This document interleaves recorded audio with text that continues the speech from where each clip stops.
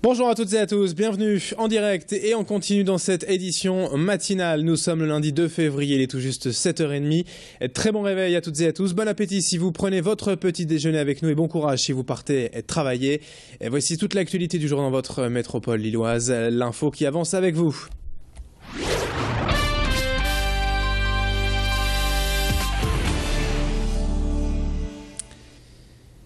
Avec cette première information à la une, tout d'abord pour ouvrir ce journal, ce procès hors norme qui s'ouvre aujourd'hui au tribunal correctionnel de Lille.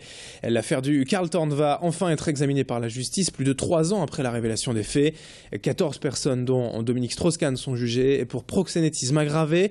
Le procès donc en correctionnel doit s'ouvrir cet après-midi et pourrait durer jusqu'au 20 février.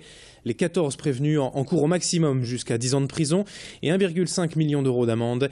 Compte tenu de l'impact médiatique de cette affaire, notez tout de même que les avocats des parties civiles ont demandé le huis clos pour ce procès.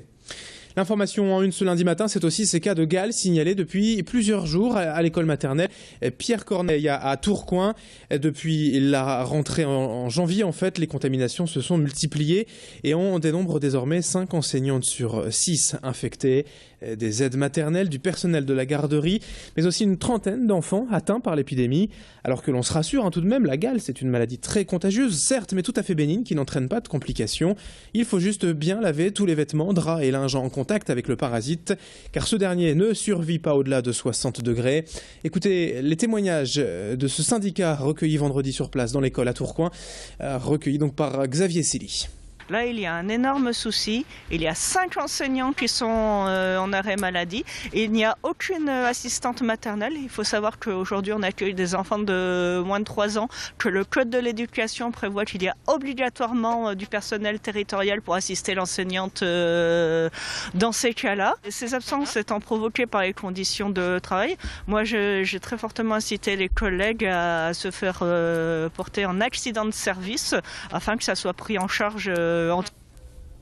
Autre information en images ce lundi, les vœux du préfet de région devant la presse à Lille vendredi. Jean-François Cordet avait convié les journalistes régionaux afin d'évoquer les grands sujets de l'actualité du Nord-Pas-de-Calais en 2015, avec entre autres la lutte contre la délinquance ou l'emploi dans la région.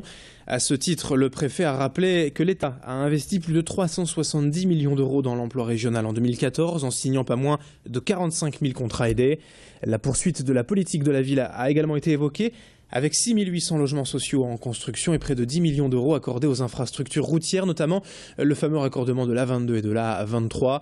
Le préfet n'a pas manqué également d'évoquer la fameuse fusion des deux régions Nord-Pas-de-Calais et Picardie. Je vous propose de l'écouter, Jean-François Cordier, au micro de Céline Nuret et de Xavier Silly. Vous avez vu d'abord qu'il y a eu des renforcements très importants en matière de forces de l'ordre, y compris en mobilisation des forces de l'ordre dans cette situation qu'on connaît aujourd'hui, qui était une situation dramatique du début d'année pour notre pays. Bien évidemment, cette situation pour le moment est maintenue, donc la protection des citoyens est maintenue au moyen des forces traditionnelles. La sécurité, ça n'est pas simplement le renforcement des forces de l'ordre, c'est une manière de travailler. C'est une capacité à être plus efficace, c'est une capacité à mieux connaître le milieu. Donc il faut qu'il y ait une meilleure jonction, à la fois dans l'analyse, le renseignement et l'exécution au niveau local. 7h33 en direct ce matin sur Grand Lille TV. Dans le reste de cette édition, on passe à toute autre chose, une actualité plus légère et on s'intéresse aux préparatifs du carnaval de Bailleul dans 2 semaines. Déjà démarré à Dunkerque, les festivités carnavalesques sont programmées ici du 13 au 16 février. Et pour que la fête soit belle, les associations philanthropiques de la ville ont commencé à travailler sur leurs chars et leurs décors dès l'édition de l'an dernier terminée. Cet été, le géant de la ville, Gargantua 4, a changé de visage, il s'est refait une beauté. Le carnaval cette année sera donc l'occasion de redécouvrir le géant. Louis Caillé est allé à Bailleul ce week-end pour suivre ses tout derniers préparatifs. C'est le comité des fêtes de la rue d'Ypres qui sortira pour la 40e fois cette année. Le premier char est sorti en 1976 et ça représente donc un comité des fêtes d'une rue de Bailleul.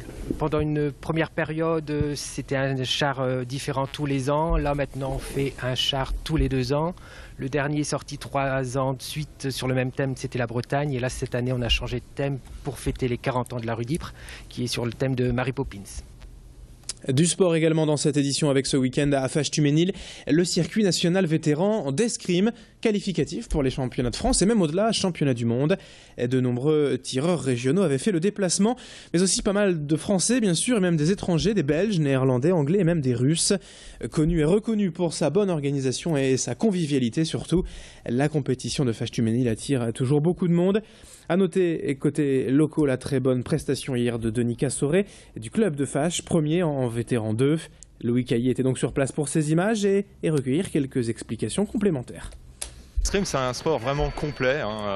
Il faut du physique, du mental et aussi de la technique. C'est un peu un jeu d'échecs aussi, je dirais, parce qu'il y a tout un système de prendre l'avantage sur son adversaire, ou alors si l'adversaire prend l'avantage sur vous-même, il faut essayer de récupérer pour pouvoir mettre la touche. Donc c'est stratégique, c'est physique, c'est intellectuel, il faut allier tout ça, et quand on allie tout ça, on va jusqu'au bout, peut-être jusqu'à une finale, puis gagner ici à Fâche Tuménil.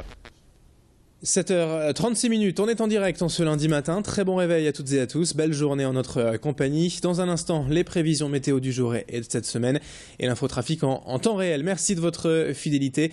L'info continue dans un instant sur Grand Lille TV.